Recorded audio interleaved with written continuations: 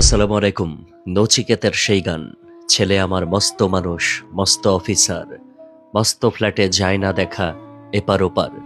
যাই হোক, সেই গানের লাইনগুলো বলছি না। মিরপুরে এক বৃদ্ধা শেষ নিঃশ্বাস ত্যাগ করেছেন।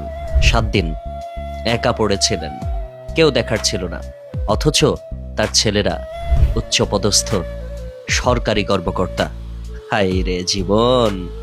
মিরপুরের সেই ফ্ল্যাটে যখন পুলিশ ঢুকলো, তখন ঘর জুড়ে শুধু পচনের গন্ধ আর নীরবতা। বিছানায় পড়ে আছেন নূরজাহান বেগম, বয়স 72।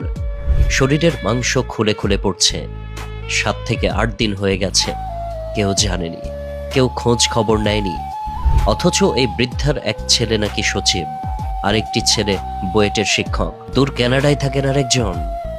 দেশের সর্বোচ্চ মেধাবীরা যে প্রতিষ্ঠানে পড়াশোনা করেন, সেই বুয়েটের একজন শিক্ষকের মা মরে পচে গেলেন নিজের ঘরে। দেখার কেউ ছিলেন না।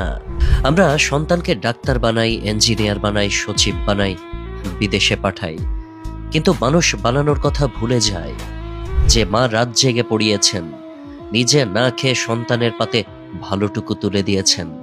সেই মা একদিন অন্ধকার ঘরে একা পড়ে থাকেন এবং মরেও পড়ে থাকেন। নূরজাহান বেগম মেয়ের বাসায় থাকতেন। মেয়ের স্বামী ঢাকা বিশ্ববিদ্যালয়ের শিক্ষক ছিলেন। 5 বছর আগে ইন্তেকাল করেছেন। মা ও মেয়ে একই ছাদের নিচে থাকতেন, কিন্তু আলাদা আলাদা ঘরে। পুলিশ জানাচ্ছে, বৃদ্ধার ঘরটি কয়েক বছর ধরে ঠিকমতো পরিষ্কার হয়নি। ময়লা আবর্জনা, ছত্রাক, পোকামাকড়, এই ছিল তার শেষ আশ্রয়। মেয়ে পাশের ঘরেই ছিলেন, কিন্তু সপ্তাহের পর সপ্তাহ মায়ের ঘরেই ঢোকেননি। রোববার রাতে একজন নার্সকে ডেকে পাঠানো হয়েছিল। মেয়ে ভেবেছিলেন মা হয়তো অসুস্থ। নার্স ঘরে ঢুকে যা দেখলেন, তাতে তার বুক কেঁপে উঠল। বিছানায় পড়ে রয়েছেন সেই বৃদ্ধা। শরীরে আর কিচ্ছু নেই, শুধু হাড্ডি ছাড়া। নার্স বের হয়ে লোকজনকে জানালেন। 999-এ ফোন গেল, পুলিশ এলো। বৃদ্ধার মেয়েকে দেখে পুলিশের অস্বাভাবিক মনে হয়েছে। একই বাড়িতে থেকে মায়ের মৃত্যুর গন্ধটা পর্যন্ত টের না পাওয়া, এটা পুলিশকেও ভাবিয়ে তুলেছে। এই বিষয়টি তদন্ত হওয়া দরকার, মানবিক কারণেই হওয়া দরকার।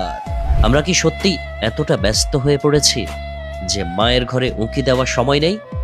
নাকি আমরা এমন একটি সমাজ গড়ে তুলছি যেখানে সাফল্যের মাপকাঠি হলো পদ, পদবি আর বিদেশের ঠিকানা? নূরজাহান বেগমের মৃত্যু আমাদের সামনে একটা আয়না ধরেছে। সেই আয়নায় গোটা সমাজের চেহারা দেখা যাচ্ছে। যে সমাজে মায়েরা একা থাকেন, একা অসুস্থ হন, একা মরেন,